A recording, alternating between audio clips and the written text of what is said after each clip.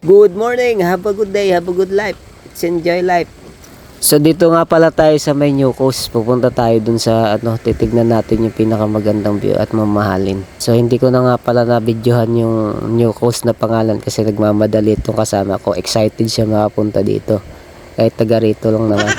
So if ever naman napupunta kayo ng New Coast, so pwede kayo mag ng e-trip. So kasama na siya sa land tour package. At saka kung trip nyo rin pala maglakad-lakad, pwede or mag-jogging kayo. So para exercise na rin para sa inyo. So nakikita nyo yung mga building yan, sa akin yan. O baka naman magpalibre kayo sa akin. Sana all na nga lang ako dito eh. Ito talaga. So kung mapapansin nyo, naka-helmet kami dito. So bawal pala pagka hindi ka naka-helmet nagmamotor ka para daw safe. Kaya ingat.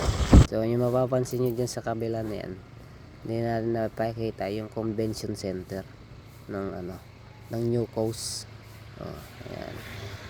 So ayan naman, nakita natin yung Chancellor Hotel. At ito naman madadaanan natin yung Belmont. Ayan, kita nyo yan. So view pa lang. Wow, kita mo na yung dagat oh. So sarap talaga dito pag mag-relax. Ayan, tignan mo. At ayan na nga, malapit na tayo sa Quezon. Ayan, nakita nyo naman. At saka kung mapapansin nyo dito sa gilid namin, so ayan pala yung golf course ng Fairways. Ayan.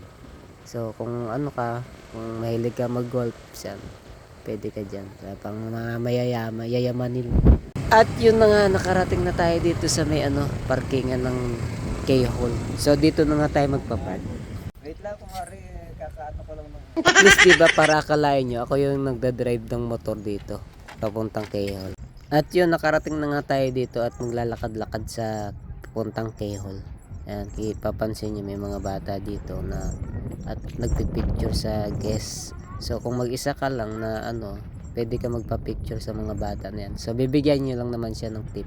Ayun lang naman yung pinagkakitaan nila dyan, pangbaon nila sa school. At saka flex muna natin yung magandang view dito sa big puntang K-Hall. Ayan. At maglalakad-lakad na nga kami papunta ng K-Hall, mga 3 minutes siguro mga lakaran nito ulit. So papapansin nyo, ayan sila ate, nakakatapos lang din nila magpicture. Ayan, pabalik na sila sa kanilang na susunod na destinasyon. So dito talaga yung mga isa nga sa pinaka-attraction ng Boracay, yung K-Hall. Ayan, yun yung pinupuntahan din nila. At last, nakarating na po tayo dito sa may K-Hall. Ayan, tignan nyo, may mga guest po nang nagpapapicture dito. So kita nyo yan, may mga na linya. So dyan lang po talaga tayo pwede magpapicture. Ayan. So maaga pa lang, kung mapapansin nyo na hindi maraming tao, mga maaga kayo pumunta para at least makapagpa-picture na po kayo kasi dumadami na po yung mga tao. Ayan, tingnan naman, nakapila rin nga ako dito eh. At yun na nga, kailangan na namin pumila kasi dumadami ng tao. Papapicture din ako, di ba parang hindi taga rito. Malapit lang naman yung bahay namin dito. At dahil 25k followers na tayo, at salamat sa mga sumusuporta sa mga video ko, mga ka-enjoy life. Yeehaw! Enjoy lang kayo dyan and don't forget to smile. At nadaanan nga pala namin si ate at nagtitinda siya ng sea urchin. Magkano yung ganyan niya? O, 4,100. Wow. Sa mga gusto mag-try nito kumain, nako, ang sarap-sarap nito. Paborito ko nga to eh.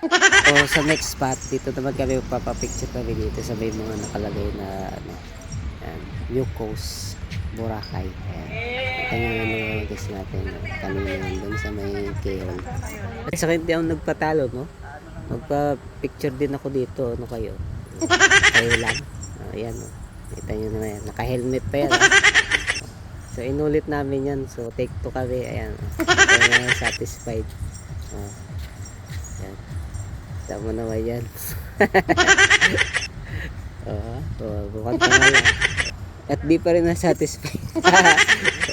Ito ko rin yung sombrero ko. Ayan. Iba pa rin talaga pagka nakasombrero ko. Isa sa naka-helmet ang edit. Nulit namin ulit yung kanina pinidyo namin na naka-helmet ako. Ayan, dito na nga pala tayo. Papunta tayo sa beach ngayon. So tama na yung paulit-ulit na inaano namin dyan picture. So ayan. Kita nyo naman naglalakad ako dyan. Pupunta ako sa beach. Sobrang ganda talaga dito sa New Coast. So walang katao-tao. So solo mo yung talaga yung papipil mo talaga yung nature dyan.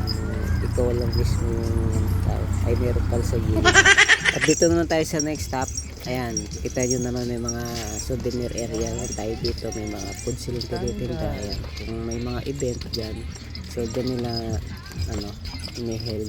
So at least meron din dito magtindahan, mga pagkain, may mga souvenir. Ayan, pwede kayo dito pumunta. Kita nyo naman yan, ang ganda ng view dito. Wow, surap. At dito pupunta ako sa beach. So, napansin ko yung may nagsiset up ng para sa wedding yata ito. Ayan. So balik tayo dito sa may view. Wow, ganda talaga ng view dito. Walang katao-tao, solong-solo mo. Kita mo yan. Kita natin yung K-hole dyan. Wow, ganda talaga dito talaga. Sarap talaga dito mag-relax. Ayan papansin nyo yan. Wow, saan ka pa? Dito lang yan sa Boracay New Coast. Ay, yun na nga, papunta na nga kami sa kabilang beach ulit. So pipuntahan namin yung secret beach doon. Napakaganda. So ayan, nagdadrive na yung kasama ko dito. At ayun na nga, malapit na nga tayo dito sa may secret beach na to ng New Coast. Ayan, ganda talaga ng view niyan. At dito na nga kami naglalakad ngayon. So ewan ko nga ba dito sa kasama ko bakit dito na naisipan na dumaan. May mga matinong daanan dun sa kabila. Para daw, sabi niya, para daw may thrill. At least may adventure. So ayun nga, ako na nga nung pa-video ulit. Kita nyo naman, papunta tayo sa secret beach. Wow, ang ganda talaga dito. Super. Ayan. So kung may mga sama kayo ng loob, kung parang stress kayo, dito pumunta lang kayo dito. Ayan, kita nyo naman yan. Yung view mo, K-hole. Wala pang mag-i-istorbo sa'yo dito. Kahit anong gusto mo gawin dito, pwede. Ayan, maligo ka yan. Sarap maligo dito. Kaya solong-solong.